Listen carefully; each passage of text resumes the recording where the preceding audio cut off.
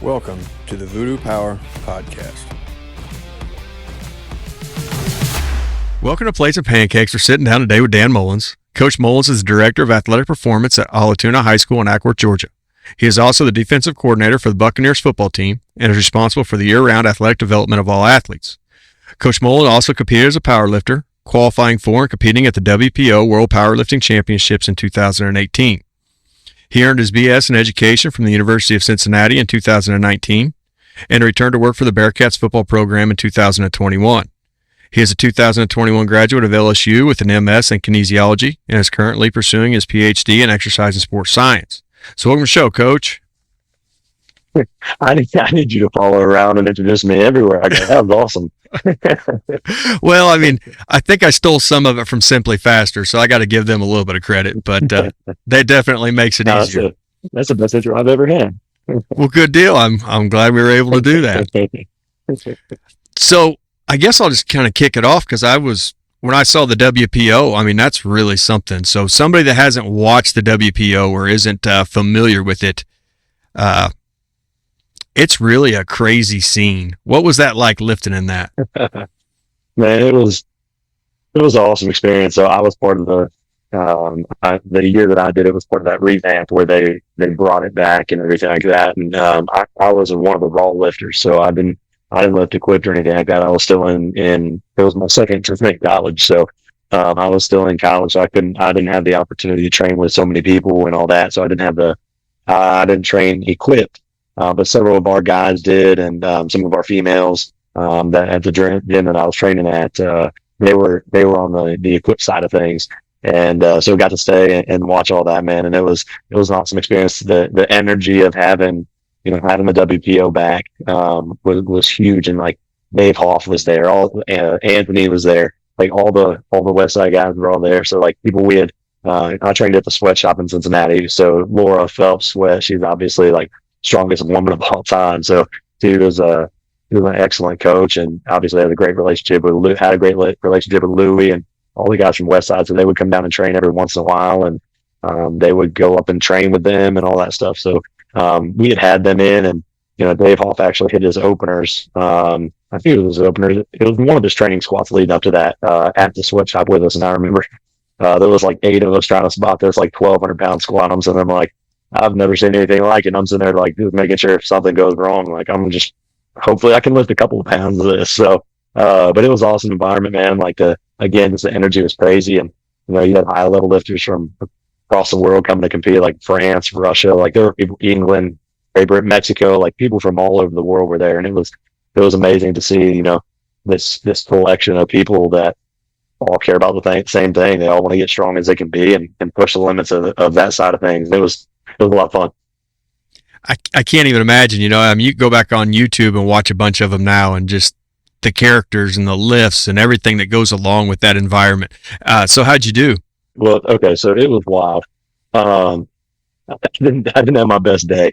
So I competed in raw, but I had wraps on and everything like that. And we were prepping for our opener squats and all that stuff. So like I picked a weight, it was simple as could be, super easy, smoke it in my sleep, and wrap my knees, stand up. They had originally called us, said like, Mullins, you're 2 out, so you're in a hole and all this stuff, and squatters are happening. And then accidentally messed up, and they had called me 2 out when I wasn't. I was 3 out, and because there was somebody else whose name was super long, so just super small font on the screen and all that, so they thought it was a line. So they messed up the call out order. And so I stood up and trying to do all the things, keep blood in your feet and keep feeling as much as you could. And none of it worked. So I picked up my first squat, still tried to take it, and like as soon as I tried to go down, I couldn't feel my knees, I couldn't feel my toes. There was no feeling. So like my knees shot forward, I pitched super far forward, and like it was one of the nastiest misses I've ever had in my life. And so from there it was an uphill battle, but ended up coming back and hitting it on my second. But like from that point on, everything just felt so heavy the rest of the day, because I'm like, well, that was a heck of a way to start. So it was a rough day. One of my best turnout, but it was still fun. I think I still PR'd 2 of my 3 lifts, and I think I PR'd my total by like 6 pounds because of my terrible squat that day. But it was fun. It was a great learning experience. So Yeah, people that have never wrapped their knees, they don't understand that you get them things pretty tight. And if your timing's not right, as much as they help you, they can hurt you if your timing's off, even one Oh, lifter. there's no doubt. There's so the training partner that I had wrapping my knees that day was Leah Reichman, who if anybody knows Leah, she's a female quit powerlifter, and like wrong and not like one of the nicest people I've ever met in my life. Strong as could be. But then she wrapped my knees one day in a training squat, and I'm like, we from here on out, will you wrap my knees forever? And she's like, gotcha, because it was perfect. It was an awesome knee wrap, and then that day it was just extremely tight because she brought the deuce on it, and it was just unfortunate the timing didn't work out because it felt like I was pretty ready to go. So, but it kind of threw me off the rest of the day, and with the travel and everything like that, I didn't handle that well. Like flying down, but even though it was just Orlando, like I flew down to there, and it was the first time I ever had any kind of a weight cut or anything like that, and just like the whole circumstance of like I chose a terrible meet to try to actually like weight cut a little bit to give myself any kind of point edge, and I knew going down like I wasn't going to compete for top 3 or top 4 or anything like that. I was going to go have some fun, and right. Coming from Ohio, what drew you to the South? What made you start working down in Georgia? This is kind of like a multiple answer question, but I'd say number one, athletics as a whole down here are viewed very, very differently. When I was in Ohio, I taught science in the school day, coached football, and all the strength and conditioning stuff was outside of the school. So even outside of football season, I would have to stay 6, 7 o'clock at night every night, and things like that. And with kids, we really sat down as a family and said, look, like this is what our calling is for me to coach, and my wife and our kids are heavily involved with our athletics program and the kids that we coach and all that stuff. So we felt like this was really the calling for our family, and we had to look at it and say, like, for me to be a part of the family life and to be the dad to my kids that that they deserve, we can't stay here and do those things because it's just taking too much of my time. So now we moved to Georgia, so that way, like the strength conditioning is in the school day. It is my teaching job. It's what I get to do there, and then outside of football season, in school, I get to go home and be dad now. So it's what it was about for us. And then, like I said, the athletic culture down here, and then before we were recording, we were talking about the weather. Like I'm not made for the cold. So now, adding on to that, what made you choose high school over some other avenues? I mean, you worked at the University of Cincinnati, and I'm sure you could have went somewhere else had you wanted to. What drew you to the high school athletics? Before I went to Cincinnati, I was already coaching at the high school level, and I had the opportunity to intern while I was still a high school coach. So I was interning with them, and it was a fantastic opportunity. And at that time, I was kind of torn between, which avenue I would want to pursue down, because I knew from then on, I was hooked. Like, I want strength conditioning in the school day. Like, I want strength conditioning. This is what I want to do. And obviously that all-level college atmosphere is extremely addicting, and it's a lot of fun. And if everybody that's coaching it can tell you, like, the hours are really, really high, but at the same time, like, when you're in that moment, like when you are coaching, you kind of get lost in how many hours you're working and things like that. And it's a lot of fun. But at the end of the day, like, kind of that same piece of the conversation, like, if I were to pursue that, I would be having to make sacrifices for my family and things like that. And I had a conversation with two of our coaches, Coach Folino and Coach Higgins, who are now at Wisconsin and Ohio State. And they are in the same similar situation where they've got a family. Like, man, these are things you got to think about because here's what it looks like. And at the end of the day, I wasn't willing to sacrifice those things. Like, and I think maybe down the road in some capacity, could I do it, or would I go after it potentially, depending on the right scenario and all that stuff. But I think where I feel like I'm meant to be, especially for a while. Going into the high school there a little bit more, I heard you talk on some podcasts about this, but some of the groups you have are really good size. I mean, as a high school strength and conditioning coach, you're taking in up to, I think you said 100 kids in a session, mm-hmm. and you're kind of the guy. You don't have a whole lot of help. How do you program that and manage that with so many kids to watch? Mm-hmm. I think number one, it goes into having really good teaching progressions and regressions with any movement, to make sure kids know like they are pacing appropriately for what's going on and all that stuff. The biggest thing for me is having systems in place that make it efficient, right? Like we use Rack Coach, we project it on our TVs, and then we follow around. It's super simple to follow around. So when I talk to people about Rack Coach, like it is the management system that we use in our weight room, and that frees me up now to no longer be managing effort, be managing what you should be doing at all times. It frees me up to coach. Luckily, in our large group settings, we do have multiple coaches. So like in the summer when we have summer football in there, I think the biggest number we had this year was 115. I think at one time we've got a pretty big space, but like our freshmen, we have 37 freshmen. We run a 1x20 program. So like I explain to our coaches what they are. I teach the freshmen the movements, but then they go and our freshman coaches can run that. And we've got a couple, two really, really good freshman coaches that I feel confident, implementing that freshman program in like our dumbbell pit and stuff like that over in space. And we use the hallways and stuff like that. And then the rest of our groups, in the summer when we had that big group, our sophomores through varsity, we have kind of two areas. We have racks. We have 12 racks, and then we have 12. We have 6 platforms, a little bit more space that we can do some like Olympic variations and stuff like that. So we can get into groups of 4, 3 or 4, and then we can flip those and run some tiers and stuff like that. So we get a little creative.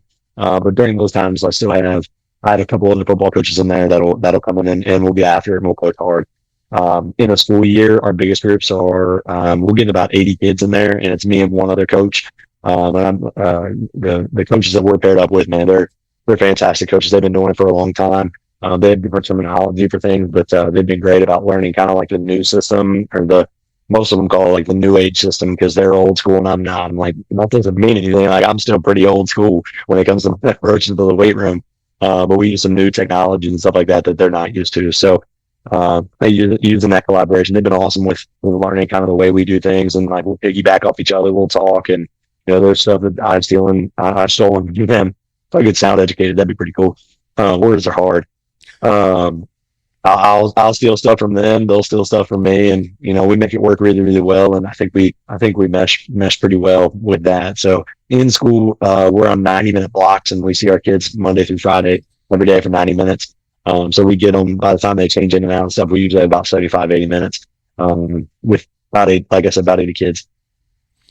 Now, you had brought this up too, and I hadn't really thought about it till I kind of listened to you talk about it, and I could see where it would be an issue. But in the weight room, in the training facility, you are the head coach, even though you have other coaches coming in. So maintaining that line of, you don't go coach football for the coach, so maintaining your classroom, if you would call it that, as your classroom. How do you build that line but not cause any issues? And this is where some of that relational piece prior to all of this stuff, and setting the groundwork and boundaries are really, really important. Our head coach is awesome. Our head football coach, and he is, from day one, he came into our meeting when he accepted this new job.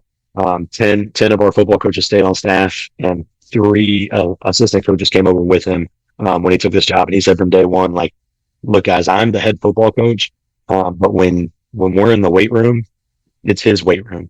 And because he is, so for our football weight training periods, it's him and I are the teachers of record. And then we've got a couple other football coaches on common plan that'll come down and just kind of hang out, make sure they're, kids are doing the right thing. So they'll be in there, but he said straight up, like, when we're in the weight room, he's the boss. Whether it's he's in there, whether there's other coaches in there, it doesn't matter. All the coaches know. They're like, when we're in the weight room, he's the boss. And that came straight from him. So that relationship really, really helps. And we were able to have conversations, and he saw the way that I work and kind of the collaborative time that I spend talking to other people and things like that. He really values, and he understands, like, I put my heart and soul into this, and there's a reason. And that I do that, and that I take pride in the work that we do. And I put the work in. So from his perspective, if I'm the one that's going to put the work in, and I work as hard as I do to make sure our systems are right, our processes are efficient, our methods are sound, then from there's no other reason that he needs to step in. Now, he'll step in from time to time, like when we're not getting after it, and maybe every once in a while, like when I got to yell and it's not working, he'll step in, and usually that picks it up. Like every once in a while, I'll just tell him like, "Hey, I'm not going to yell today. I want you to be the bad guy." He'll pick up and make it happen. So, but most of our other groups, like we don't have to do things like that. But yeah, I think we've just had a really good relationship from the beginning. Like all of the sport coaches that I work with, like volleyball today, they ran up. We're in pre-planning, and they're doing like pictures and all the stuff, the media pictures for volleyball and all that stuff. And they ran up, and the head coach and the varsity team ran up to me and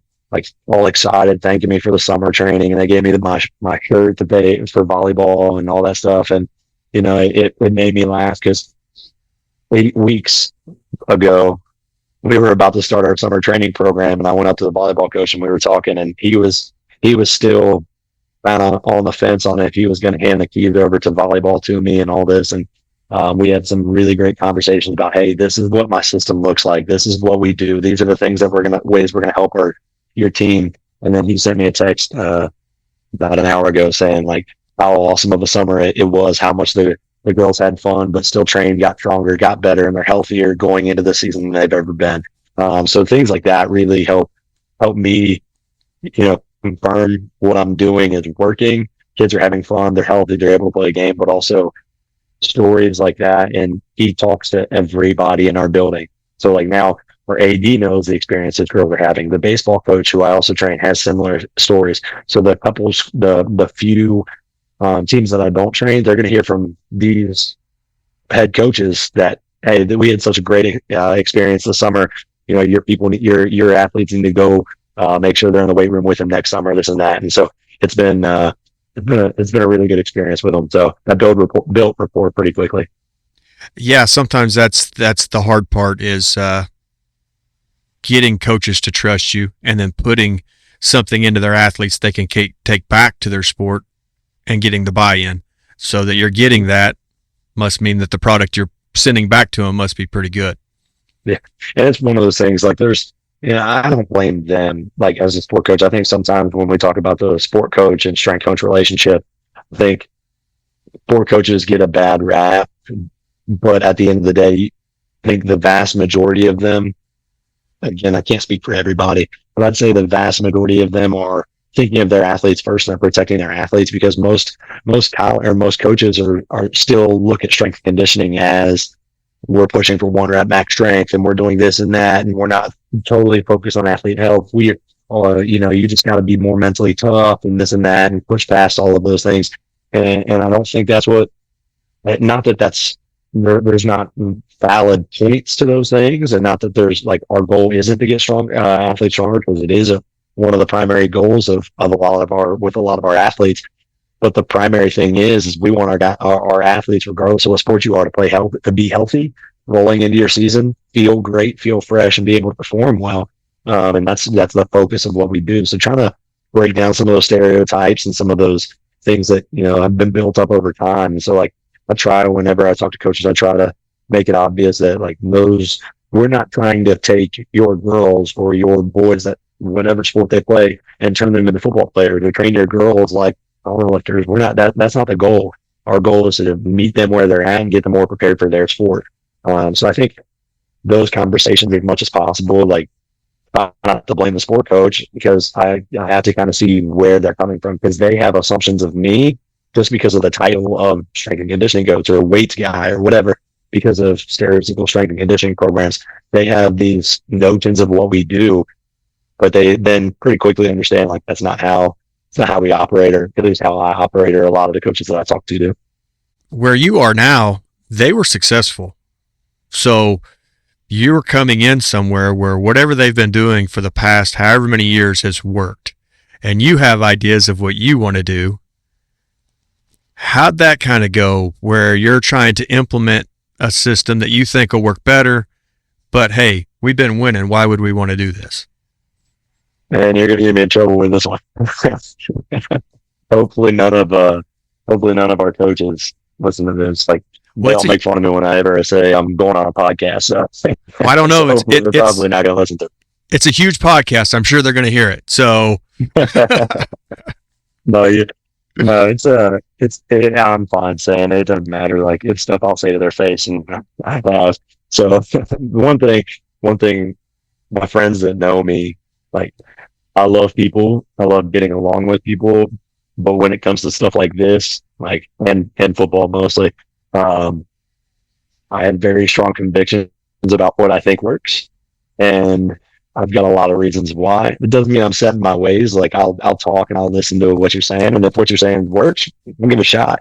But I have very strong convictions about this. So the hardest part about this transition was, like you said, they've been really good ever since they opened. So the school opened in 2008, and every year that they've been open, they've made the state playoffs. They've won one state championship in football. They played for another one. Um, they've made deep runs multiple years, like multiple Final Four appearances in the state of Georgia. And we play in 6A football, which is the second largest classification. But a lot of people in the state will tell you that 6A football is the best football in the state of Georgia, is the best in really in the Southeast and a lot of places. Like, it's up there with a lot of Texas football. When you think of high school football, it's just California and Georgia right there, and we're playing in 6A football. So they have this storied success. Our volleyball team has won a state title. We had multiple, our lacrosse team played for the state title last year. Like, there's been multiple athletic success, multiple track and field champions, state champions. Last year we had one thrower win shot and disc. So it's had a storied success program. And, part of it was when I first started having this conversation, when we were in the process of transferring over and transitioning over here, was, what have you been doing in the weight room, and really evaluating what has been going on. Like, there's obviously markers of success, whether it's, the structure of the program, great coaching tactically that are going on, technical models being implemented, like, something is working. So I know that I don't need to go in and change everything. Maybe they're just minor tweaks. But I have to really evaluate what's been going on and evaluate to see if that will still fit our kids next year. Because I think every year we, as football coaches, as strength conditioning coaches, regardless of what sport you coach, you have to ask yourself, is what we did last year from a tactical standpoint what fits our kids best? Like, we might be graduating on offense all of our seniors, skill players. Like, we may not have a returning wide receiver or running back. Well, that might warrant a need for a schematic shift from an offensive perspective. So I had to evaluate kind of what those things were, what we're doing, and really shape and really assess and see where we are, and meet with our head coaches and see what our head coach and see, like, what is the vision for your team, so that I can take what we have and give you an athlete that's more prepared for what you're going to do with them. So we had a shift from a power I formation to a spread offense. So, like, from one end of the spectrum to the other. Not because, like, they didn't have athletes here in the class. Like, they've had multiple really good athletes that have gone Power 5. We've got I think he plays tackle for the New England Patriots, is from our high school. So, like, we've had athletes come through here before. It's just they've ran the eye and they've been really successful with it. So the switch over, like, obviously there's a difference in how you have to train and difference of the characteristics of the sport and all that stuff. So, we evaluated that, and obviously one piece that was changed is, like, they didn't do sprint work or speed work before I got here. Their speed days were stairs, like, they ran stadium stairs, and they pushed sleds, but the sleds were so hot, like, heavy, but the ground contact times were so slow. It didn't help them sprint faster. It didn't help them really even with acceleration. It was more of like from a conditioning perspective, like, hey, we're going to move this guy off the ball, which again matches the eye, but there's still some speed quality that you gotta have. So what we saw was that there were a lot of guys going to speed coaches and going to private gyms to get some of that those buckets filled. So our first goal was we had to get guys running. And perfect example of this, like, we microdose speed early on in the summer. Like, we did max velocity days, ACL days, change direction days, decel days, and it was really, really small doses because I was nervous. I'm like, our guys haven't sprinted since November, and it's June, because of all the factors that went into it. So I was nervous about exposing to that. So we chose extremely small volumes, and we had several, like 3 or 4 minor hamstring pulls because of it. I'm like, And then coaches come to me saying, why are we pulling hamstrings? I thought you like knew what you're doing. You had all like coach has this faith in you. We have Titan GPS. So like you have the little sensors that tell you how much they run and all this stuff. Like we're pulling hammies. I said, pump the brakes. Number one, I'd rather have it happen now than happen in October so we can fix it and we can come back for it. I said, number two, you guys haven't sprinted since November when you got out. Like if we're going to ask them to go sprint in August, we have to prepare them for that. If we just keep doing what was happening or what the status quo was all spring semester, then they're going to get out there in August and they're really going to hurt themselves. And it's going to be major stuff when they're seeing a game environment and practices that are a lot more intense. So those conversations, and that is like one little anecdote. Like it's been getting better here recently. Like I think we haven't had one, knock on wood, for like 5 weeks. And I think we've got all but one of our kids back right now that had one. So we're, like I said, I'm hoping we're going to be healthy rolling into week 1 and everybody's back. But that's been like a parameter, a piece of my concerns that I've never had to deal with before, because I've always worked in a program. We sprinted. We sprinted often at max velocity. Like I'm not a speed guy. Like one of my good friends, Joe Stokowski, that is a speed doctor. And we talk speed often, and Jared Pope, another guy in our state, he's actually in our county. Like those are speed guys that coach football well. And so like those are my go-to. Well, I love speed, and there's a lot of characteristics that we chase, a lot of stimuluses that we chase when we sprint. And you have to have those things in your program. So that was one thing that we had to change like almost immediately. And there were some others in the weight room too that we had to evaluate and say, what characteristics are our kids going to be asked to do when we hit the field week 1, and what buckets have been missed? Like what are the primary buckets that they're going to be asked to draw from that we need to fill from our perspective there? Like where are they lowest at? And kind of bring those up to par. And now we're getting to the point now where like all of our buckets, like there's nothing that's super lacking compared to the other ones. So now we're just trying to make up, now that that difference is kind of made up, and we're a little bit more well-rounded. We're a lot more mobile. We're a lot faster.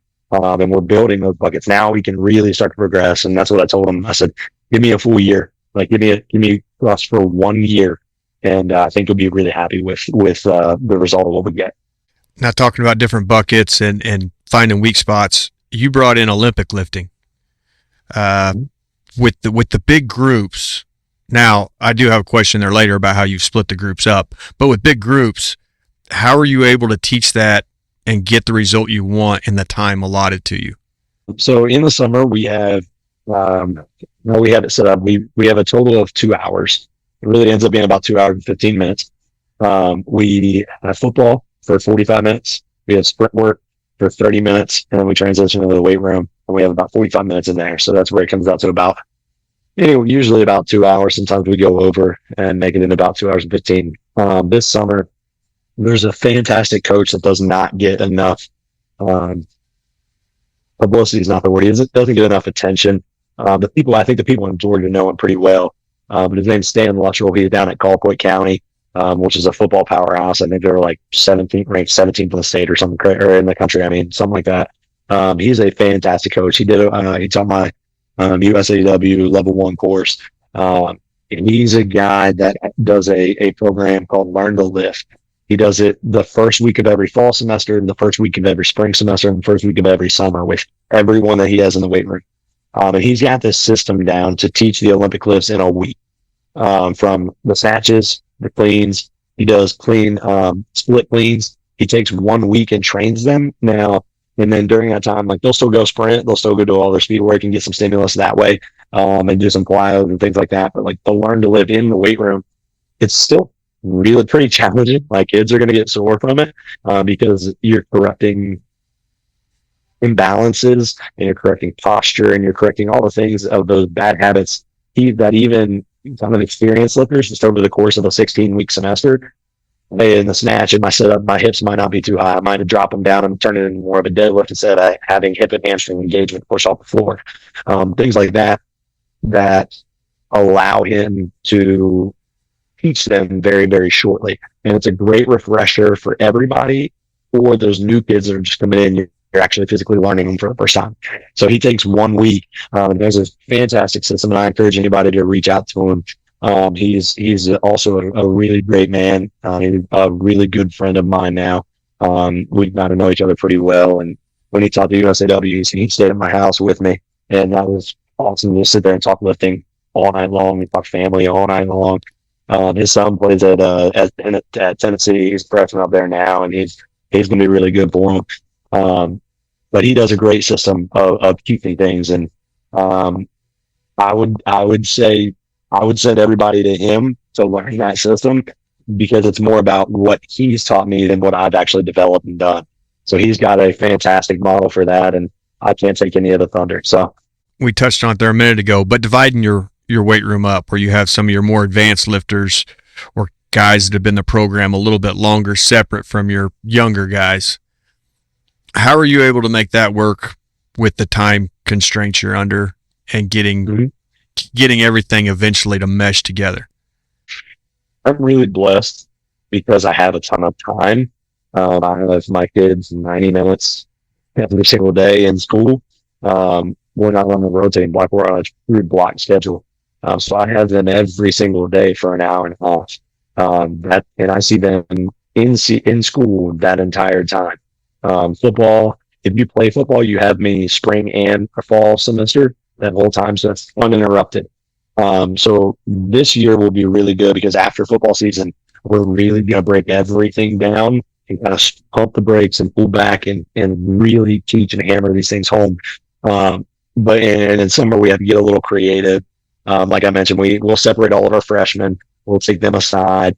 I'll teach them, and I'll let some of our other coaches coach the more advanced. And say quote unquote advancement. It's the high school level. Like I still have kids that are juniors and seniors that can't walk and chew gum at the same time. But I'll let our coaches that are more that are experienced and want to be in there, I'll let them coach them. And I tell them, like, hey, as long as they're safe, just let them go. Coach effort. You all know what great effort looks like, and just go. So I let them coach that, and then I go coach the freshmen. I teach them, hey, here are our 1x20 exercises. These are what we're going to do, and we're going to drill these until you can't get them wrong. And this is another thing. Again, I'm a master of stealing stuff from other people, and I sold my freshman program from a guy you've had on your podcast, and it's Mark Hoover. He gave me the kind of the 1x20 program that he uses, and a little bit of the program that kind of he's adapted from high school model from the actual 1x20 method. And we run that for a freshman the entire fall semester, from the beginning of June when we first get them all the way through the December, which is the fall semester. And we'll progress them along there. We'll start off by 1x20 with a certain set of exercises that we want them to learn that are pillars of our program. The squats, the hinge, the various types of squats, the hinge, the trap bar deadlift, the split squats, the lunges, all of those traditional exercises and movement patterns. And so we hit those multiple times within our 1x20 program, and they do a version of those same exercises every single day until they can't get them wrong. And that's our goal. And then we're going to progress. Another guy that you've had on your podcast, Jim Windler, is a huge impact on my program. And we lived an hour away from each other. I never even had the opportunity to go to London and watch him work. But he's had fingerprints on all over my program in the way that he does things. So like his standard of you don't get to touch the barbell until you take the 100-pound dumbbell for 50 goblet squats. Like I'll take it that far. But we have standards, like I built standards within my program that reflect similar things like that. And just, again, we progress them slowly, move them fast, we sprint them, we jump them, and we want them to tactically learn football. And I tell them the first day that I'm in, like, I don't care about your freshman football record. I care about preparing you to put a championship ring on your hand before you leave our program on Friday nights. And I think that gets a little bit of attention from them. So we've got two of our current freshmen. Their older brothers played on the 2019 team that lost by 7 in the state title. So like they have intrinsic motivation to get something that their brothers never had. So they want to be able to talk trash a little bit. So that stuff was pretty awesome. So we separate those guys once we teach them. They're in one section of our weight room. So we have a extremely long, thin weight room with racks on one side, platforms in the middle, and like there's this weird like rotunda looking right in the middle of our weight room that takes up a good bit. but we have a dumbbell pit on the other side, and us freshmen operate down there in the dumbbell pit, and there's a door to the main hallway down there by the dumbbells, so they can operate there in the dumbbells and then out in the hallway in the summer because classes aren't going on. So we'll send them out there, and they'll kind of bounce back and forth depending on, if they have walking lunges or they band pull aparts or whatever they have. Like, go find space and do this exercise right here. So they are. I do my best to keep them to themselves so that way they can build camaraderie, they can push each other, they know each other, so that way they're kind of more comfortable with each other than if I were to implement them with one of our older racks. But once their fall semester is over, they'll integrate into with our older group, and our seniors will transition out of the weight room. If they go play a college football, they'll stay in the class, and then they can keep training as long as they're not a distraction or something like that. So then we'll have them in there, and we'll integrate some of those freshmen up with the older guys, and they get on kind of what I call our tweener program, which is kind of a modified 5-3-1. Again, Windler. But they get on a modified 5-3-1 program and roll with that. In the summer, though, when we have those large groups, we separate our lifting groups based off skills. So like our wide receivers and DBs, they will start with our Olympic lifts on our platforms in the middle, and then our O-line, D-line, linebackers, and quarterbacks will lift with the bigs, and they have separate groups. Like another guy used Cody uses the Sheets program. It's a program so that way I can train one rack on multiple programs. So it's been fantastic. It's allowed us to differentiate our instruction for who's there at those racks, and give different programs for them. So we lift them mostly, and the reason for that is just because I can group them by, like, I kind of take a look at their total, so to speak. I don't have VBT yet. I will, and when I do, we can get more specific with this. But we have rolling maxes from when they got here or from before I got here, so I use those to kind of group kids. I separated O-line, D-line, and then bigs, and then skills separate, and then I kind of group them in groups of 3 or 4 based off their total, their squat, bench, their trap bar, deadlift. And then that's how we made their group. So I knew, like, they were vaguely in the area able to lift. So the way there's not a ton of weight coming off and on the bar and changing and things like that.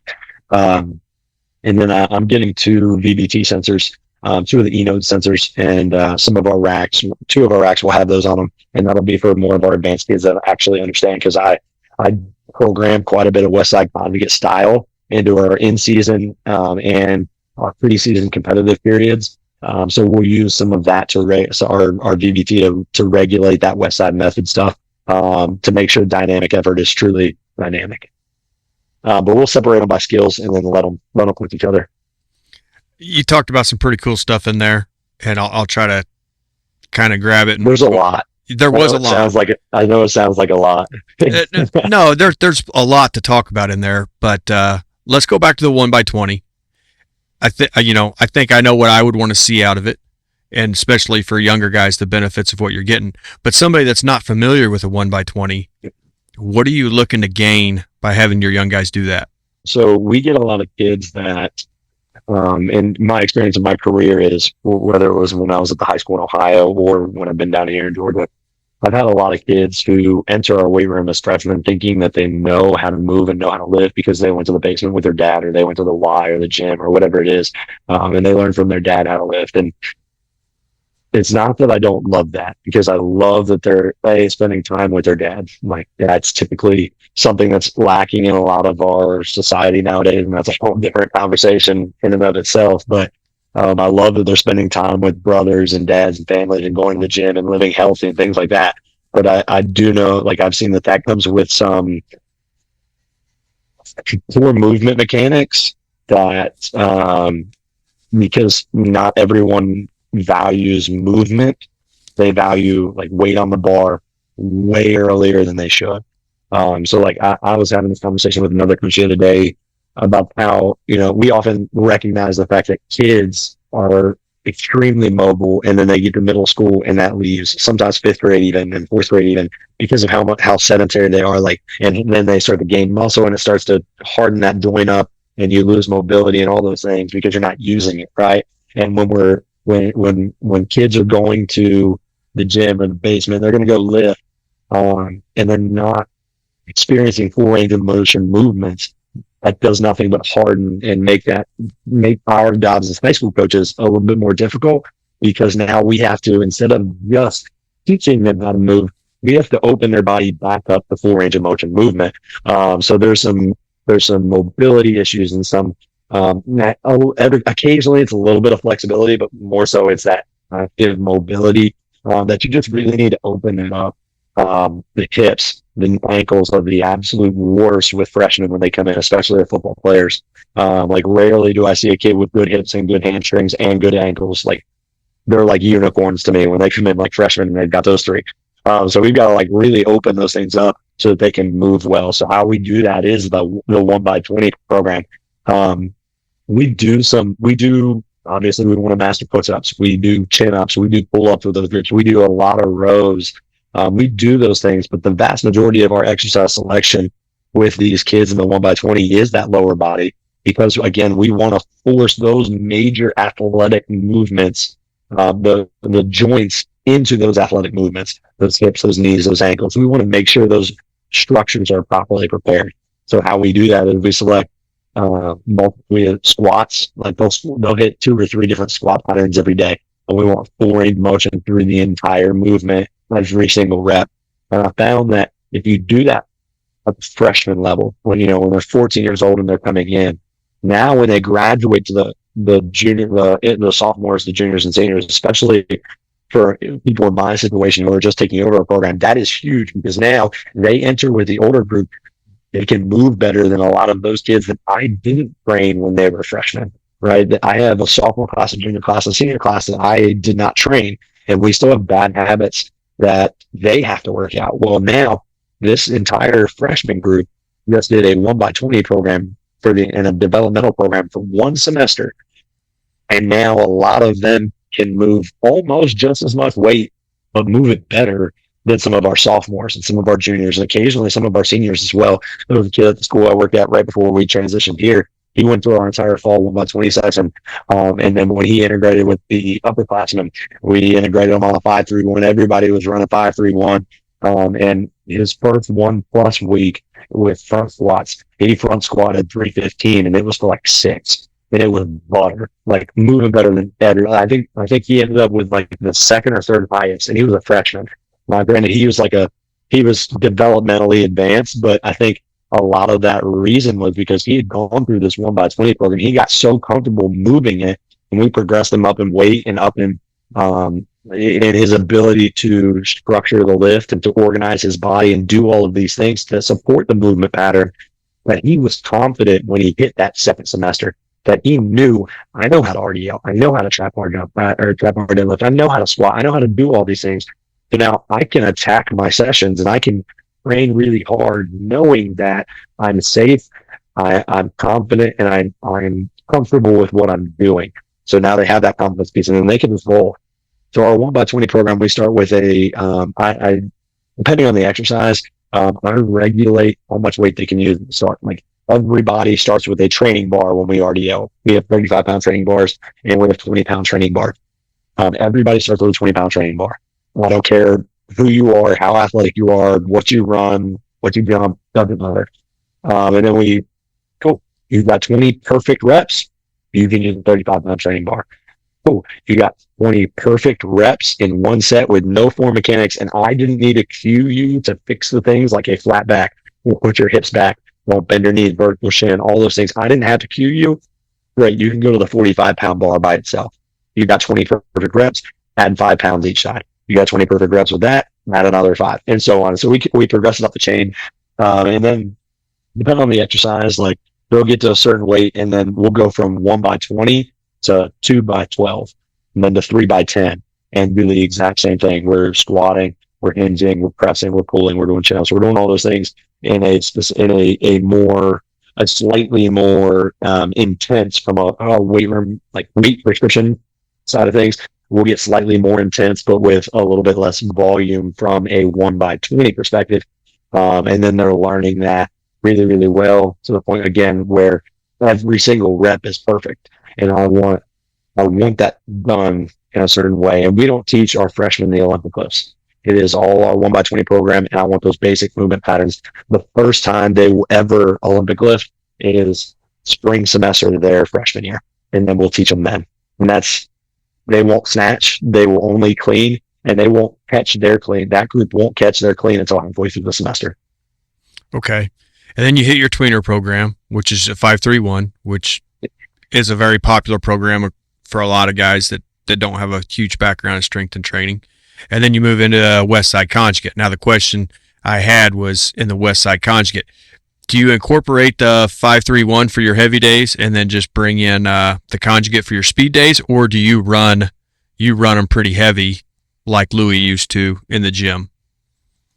It depends on the day, it depends on where we are in the competitive calendar. Off season, I love, instead of replacing max effort days with 5-3-1 days. So like we'll front squat 5-3-1, and then we'll back squat dynamic effort. So that way, like our kids are like, oh, I want a back squat. Well, for athletic development, I love the front squat. I think it's a lot more applicable. I think from a shin angle perspective, a pelvis to rib cage dynamic. Again, another guy you talk to is Chris Corfus, and he talks about that stuff all the time, is that relationship between the pelvis and the rib cage when we're competing and we're being athletic. So all those things, like, I think the front squat's great. And I would love to, there are times in our training where that's the only squat pattern we will do from a primary movement perspective. So like we'll 5-3-1 with their front squat on their max effort day, and then we'll dynamic effort with their next squat. So that way they think they're like, we're back squatting, and we'll put bands on it. We will dynamic effort with our dynamic stuff. We will do with accommodating resistance. So we will do bands. I don't have chains yet, but we're going to get some. I love bands and chains for kids because now you can't attach accommodating resistance, specifically bands, to a barbell, move it slow, and complete the lift. Like it's extremely challenging to do a lift against bands and be successful in that lift.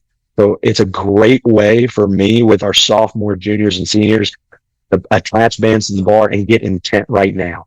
And some coaches, I've gotten flack before on social media and in conversations about this, like, oh, well, you should be able to coach intent regardless of if you put bands on the board. Well, you're right, obviously. Like we do coach intent, we get it.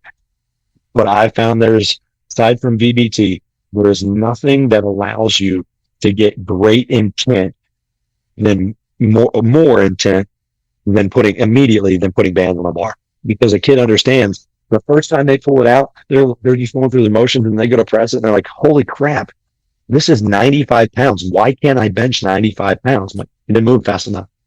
I'm like, spotter, pick it up, put it back, obviously. And they're like, all right, now I want you to move it as absolutely fast as you humanly can, as you possibly can. And then it pumps off their chest immediately. And they're like, oh, and that the light bulb just clicks. And so that's one thing, that's one of the primary reasons, like, we use Westside, not because, and that's aside from all of the athletic capabilities, like the jumping. Like if you dig into the Westside method, you jump a lot. What do a lot of athletes need? Jumping and force absorption. We get that with our jumps. We get that with our plyometric programs that are built into our Westside method, right? So we get a lot of those things. So above and beyond a lot of our athletic development model, I think it allows us to incorporate, Westside allows us to incorporate that concurrent training model where we can train for power, we can train for strength for those kids that need strength development, and we can also train for hypertrophy with a lot of our accessory work. Like we bodybuild a lot of our upper half because dealing with 14, 15, 16, 17-year-old kids that want to go to the beach and want to go to crunch, want to take their shirt off and feel confident. They want to post on TikTok. They want to do all these things. Like they want to feel confident. So we bodybuild our upper body the vast majority of the time. Like now we do chin ups and we do dynamic bench and we do a lot of those other things to support it. And then we athlete our lower body. Not to say that we don't do athletic things with the rest of it. Like we do a lot of rotational med ball throws. We do a lot of med ball throw variations in general, a lot of band work, pile off presses and variations of a lot of those, and landmine rotations and all those things. And we do athletics up at the top half too. I don't want to sound like we neglect those things, but like the primary portion of our upper body training is bodybuilding, based off the way that we play. Like we play violent football in the trenches, especially. So our big guys have to be able to have power, have to be able to have stability, and have to be able to have the muscle mass to support going against another 300 plus pound human. Because again, 6A football is grueling. Well, we play a absolutely brutal non-region schedule, and then we play a absolute powerhouse in the state of Georgia, which is Rome High School. Almost like there's so many people across the country that know Rome High School and have never been to Georgia. Rome is a powerhouse year in and year out. They always make a deep run of the playoffs, and we play them because they're in our region.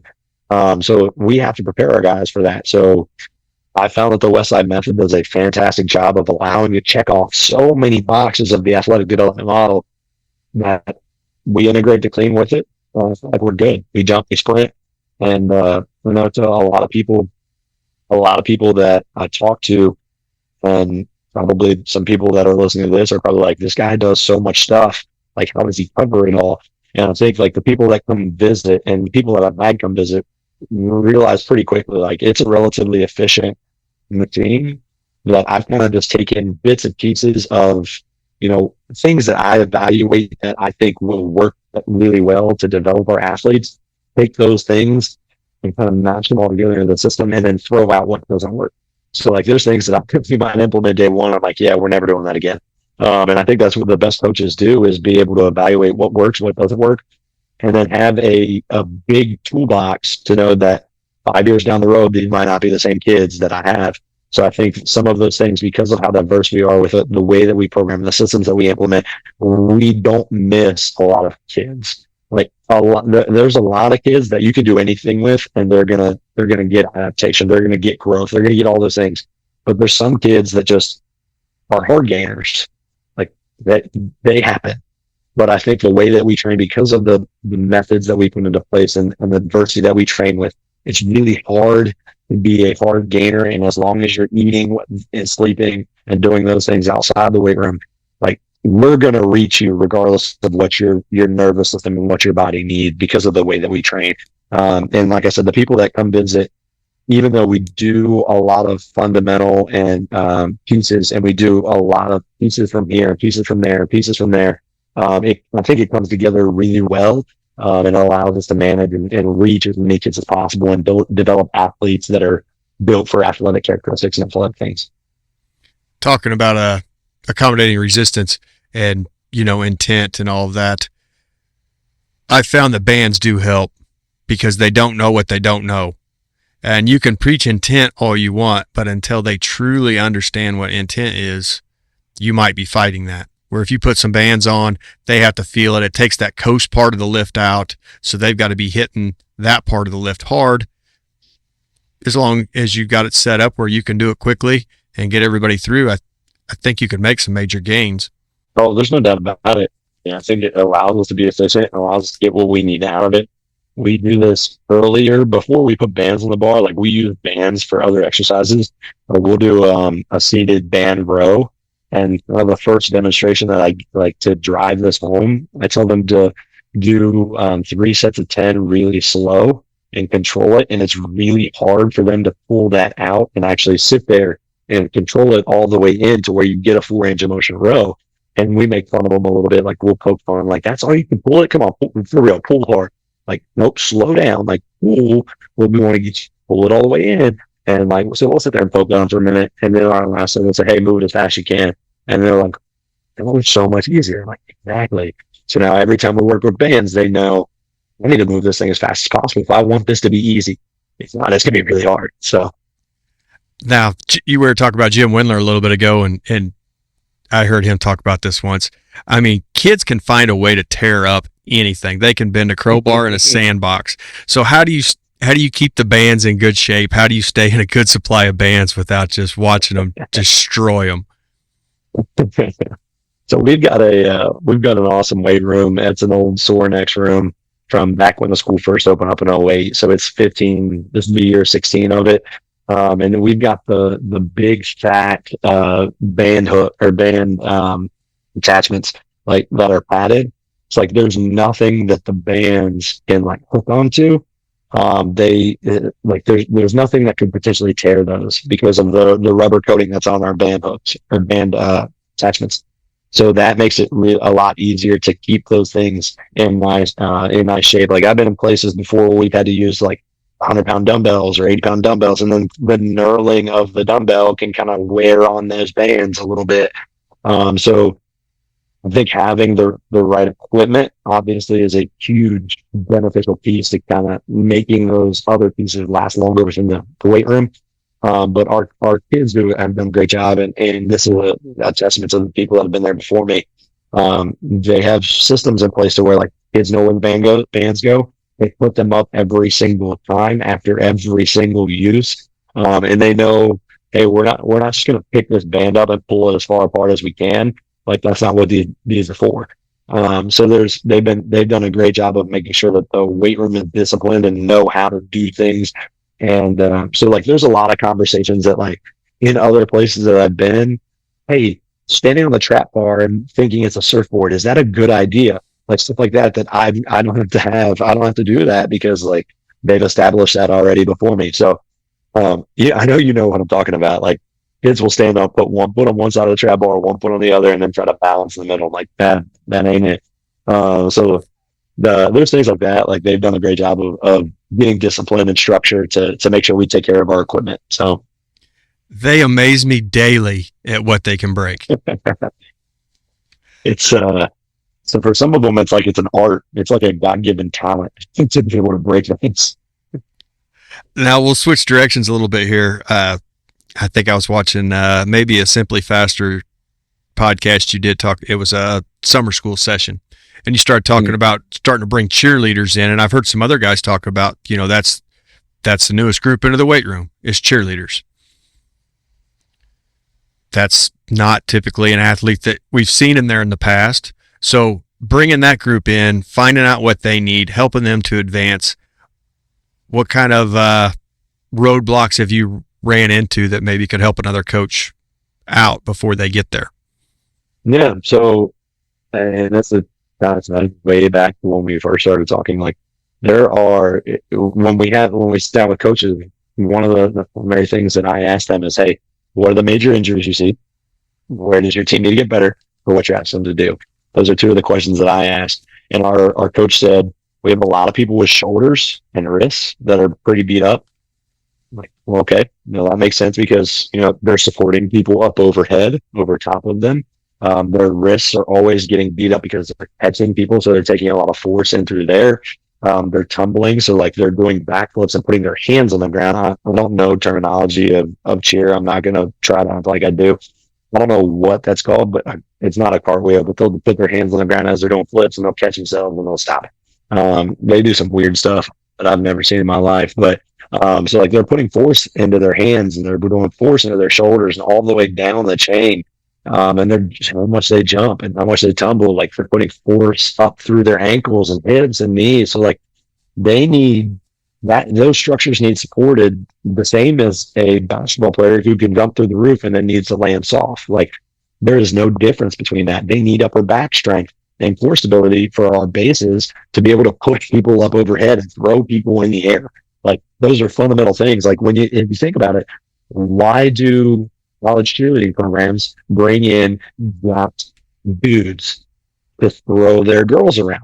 Because they're strong upper body, they've got strong cores, and they're explosive. So if college programs pick those people to be their bases and to throw their cheerleaders, okay, there's probably some characteristics there that help keep them healthy, that help support actual performance within cheerleading. So I need to incorporate those same things. So we do a lot of trap bar deadlifts. Most love trap bar deadlifts, and they actually like have started to go heavier and have enjoyed going heavy on our trap bar deadlifts. And then we'll do a lot of like foot press variations because that's, again, I'm not a big believer in sports specific training, but that's something that they're going to do when they're putting people up overhead. They dip, drive, push. So it's very similar to how we teach the push press. So I'm going to teach them the push press. We do a ton of rowing and back work. We do a ton of chin-ups because that's the structures that are going to support your posterior chain when you're lifting people overhead. And we're doing a lot of the things that their sport is going to ask them to do. I would say that the primary like things that we've had to deal with and how to address is like the music. they want to dance the whole time, and they want to do like put on some rap music that our football players don't even listen to. And I'm just like, hey, pump the brakes. I need you to hear me. Let's learn to do this first, and then we'll talk. And then I had one of our senior cheerleaders said, make a playlist, share it on Spotify with me, and we'll play it. But every song's got to be clean. She's like, sir, I think I played country music for a week, and they got sick of it. And that was my way of saying like, hey, let's do this right. So I took music away from them for a little bit, for just a minute, while I was teaching them, played music they didn't like, and then have them make a playlist. So they were feeling pretty good about it. So that was one.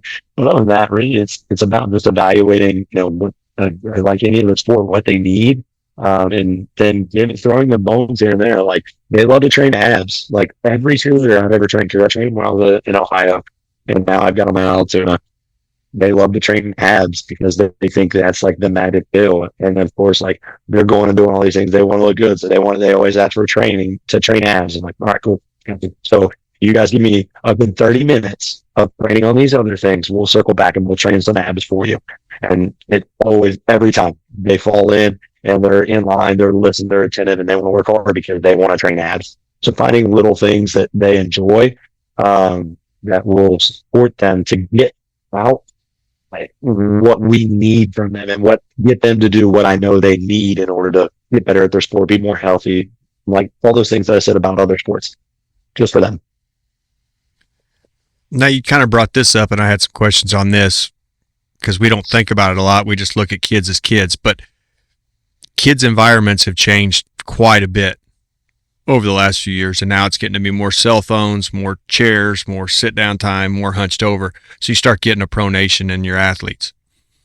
How much time do you have to spend fixing that, and then what are some of your go-tos to open that athlete back up? Mm-hmm. So we do multiple posterior chain and specifically upper back strengthening exercises every single day. Because of what you said, like, kids are so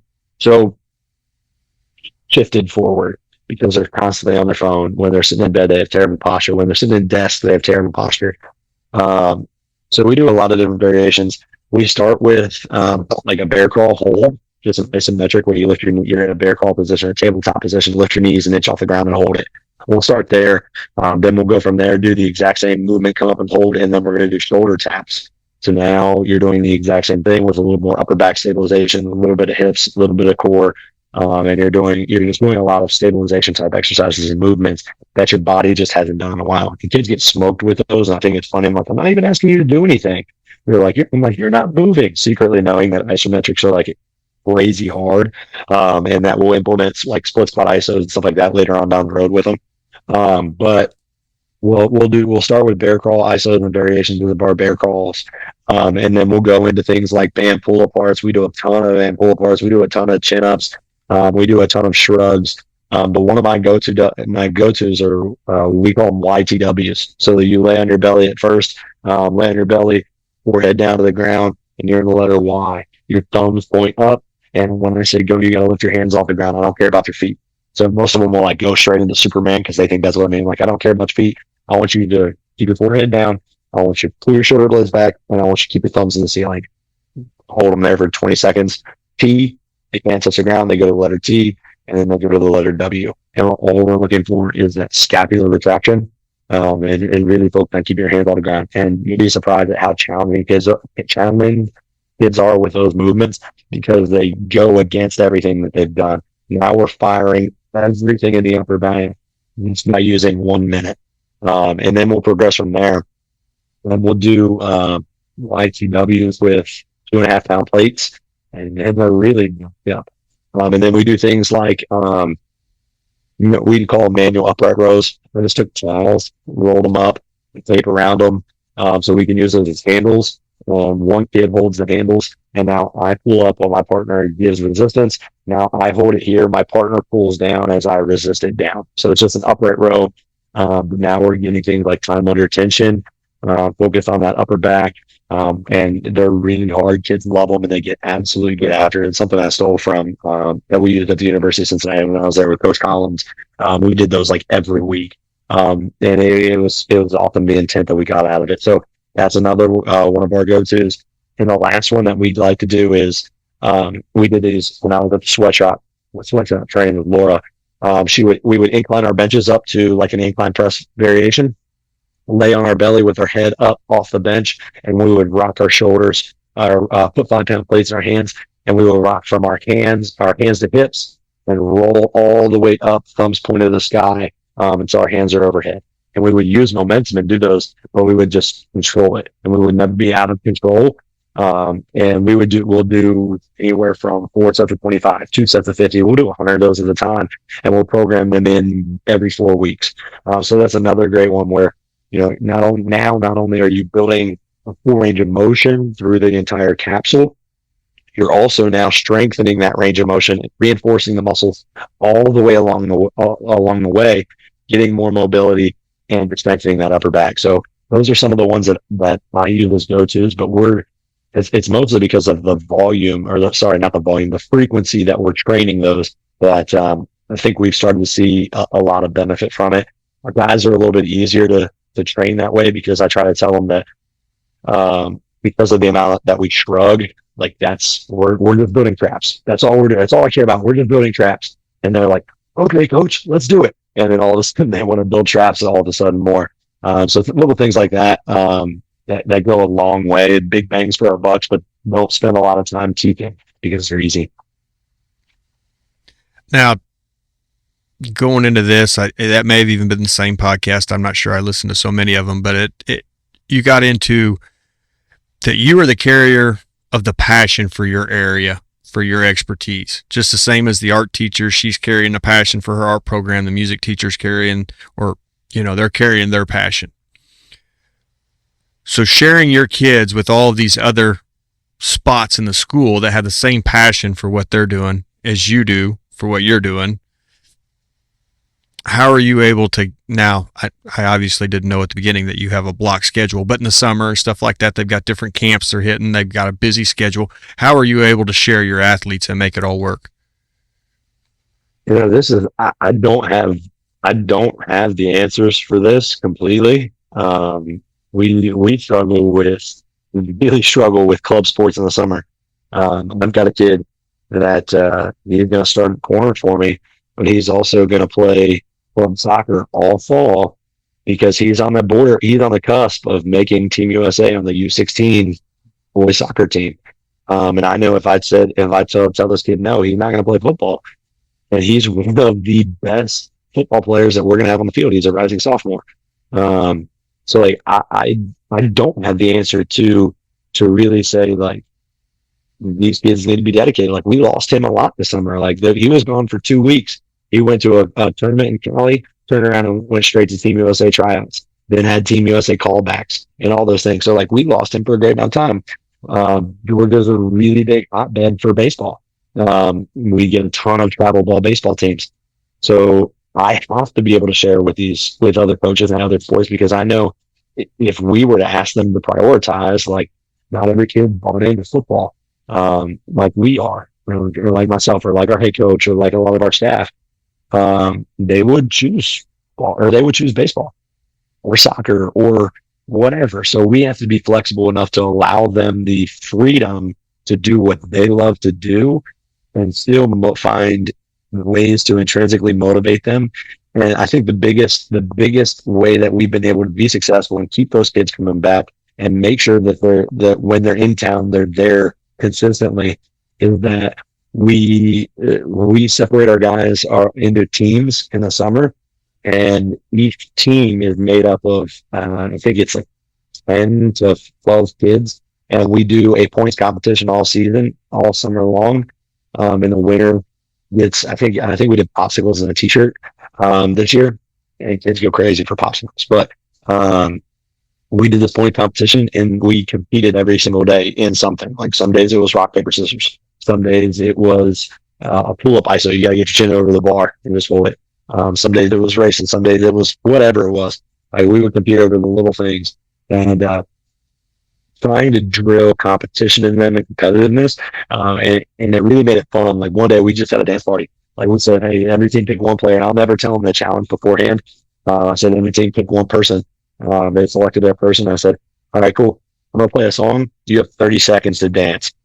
Coach Reed is the judge. Do it. So like trying to fun things to them to know that like, well, yes, we get after it. Yes.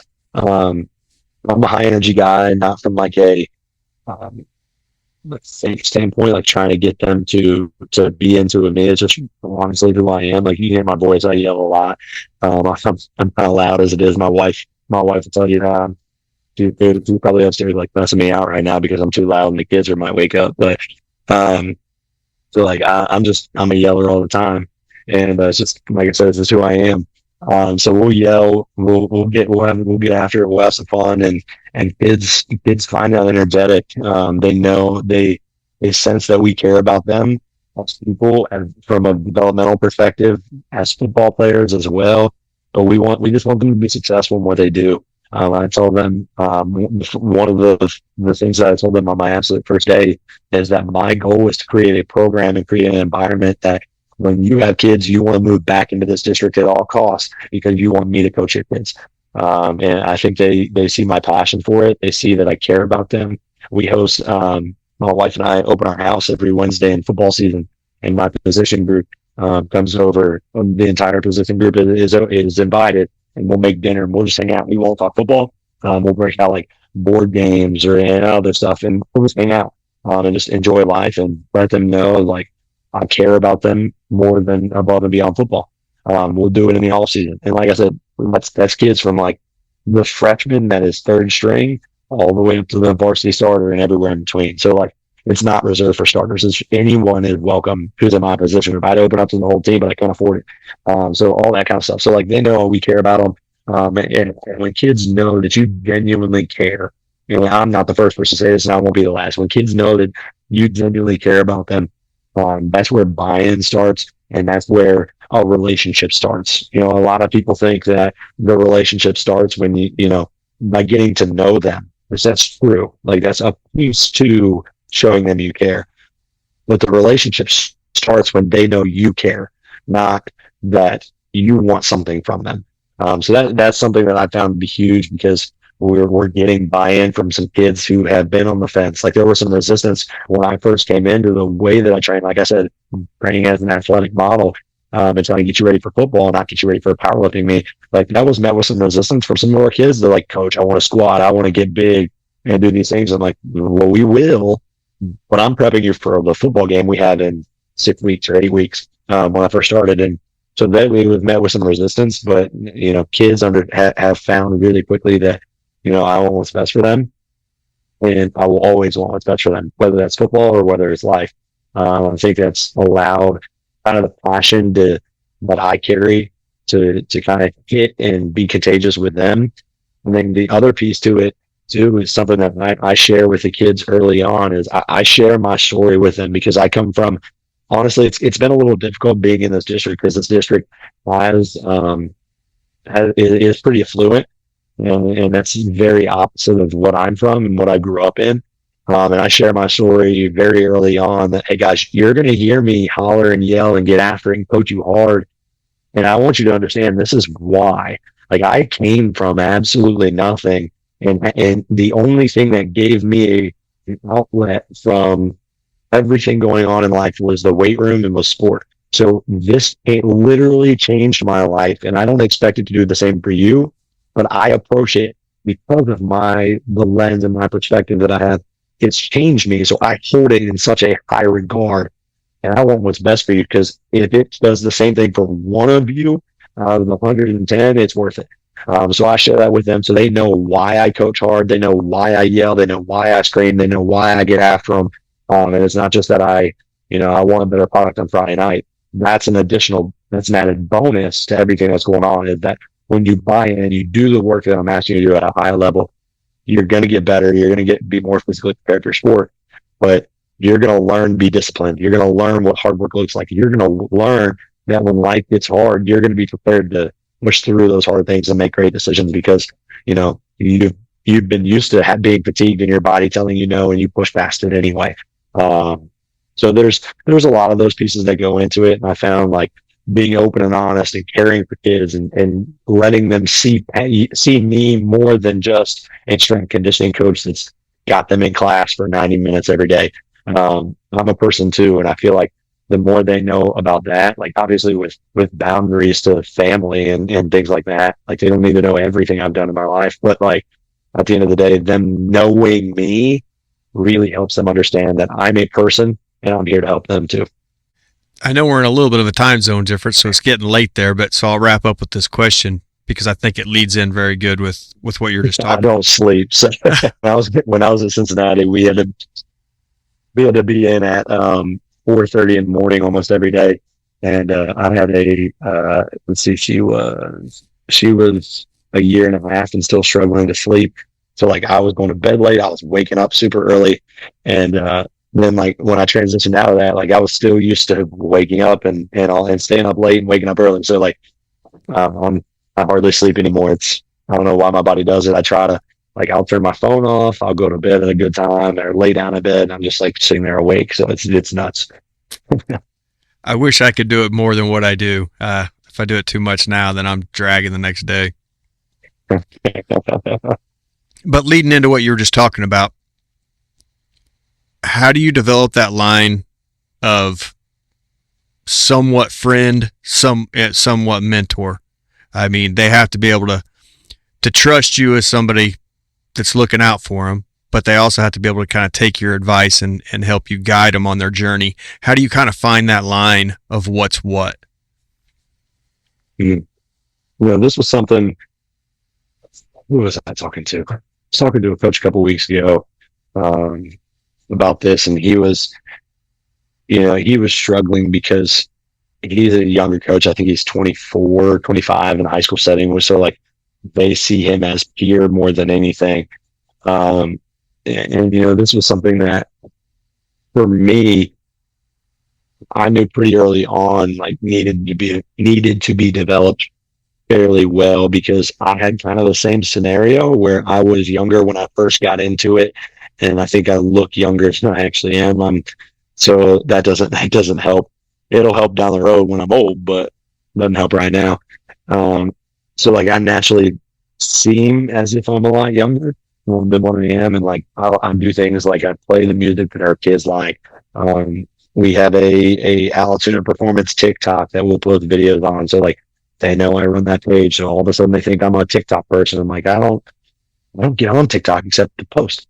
And so things like that make me seem as if they can approach me as friend, and really building that relationship from a perspective of mentor versus friend, and setting those boundaries in life. Like I think there was one time I had a kid text me super late at night. I tell our kids, like, hey, you can text me anytime at night if you need something. I'll always be there for you. I can help. Don't be afraid to call me. And I'll give our football player, my position group, my phone number so that they can text me. And he texts me and he's like, hey coach, what's up? And it was like 11:15 at night. And I expect, is everything okay? He's like, yeah, just wanted to say, hey. I'm like, it's not what this is. Like, I'm not just a guy you reach out to just to talk to. I'm not something wrong. Like, if something's wrong, like obviously reach out to me and talk to me. But I want to set those boundaries to where like, you're not going to just invite me over to hang out. Like that's not my role. That's not who I am. Like if there's a serious situation, like I'll come talk to you. But aside from those things, one book that's helped me is Conscious Coaching by Brett Bartholomew. It's a book that I read. I think I've read it 2 or 3 times now, but like I'll reference it occasionally. And it's one that has allowed us to, I reference it all the time in our class. I reference it in summer training. We'll read sections of it as well as a couple other leadership books. And I think some of that leadership development, character development training, and our athletes seeing that coming from us, and coming from me and coming from our other coaching staff, help to build those boundaries, because now they're like, oh, okay, they're trying to build these character relationship steps and they're trying to build us up professionally. I think some of that has an innate kind of, I don't want to say barrier building in a sense of a bad form, but like what is appropriate and what isn't between that relationship. So this is something, like I don't have all the answers. It's just like, there's definitely been times in my career where like some of our football players thought we were like best friends, and like, you're 16 years old. I have a wife and kids. It's like, we're not the same. So try to do things to remind them of that, but still let them know, like, no, I'm here for you if you need me, but I'm not a guy you're going to invite over to your house, or a guy you're just going to like text when you need somebody to talk, or like when you want somebody to talk to because you're bored. Like, that's not what this relationship is. Like, I'm here for you when you need me, and only when you need me. So I don't know if that answered your question. That was probably like 5,000 ways around the question, but this is, yeah. No, and it makes sense. And in their mind, they don't quite understand the barrier. So as an adult setting it, but still being available, sometimes that's a tricky waters to navigate, I guess. I think one thing that also helps us out, not to like re-dive into the question, but like having my wife and my kids there, like I have 3 kids, so having them there often and frequent obviously helps. And I know that's not the situation for everybody, because it's not feasible for everybody. Some people aren't married, they don't have kids, like their family lives further away, like things like that. But having them there frequently helps. My wife will drop my son off. My oldest, he's 9.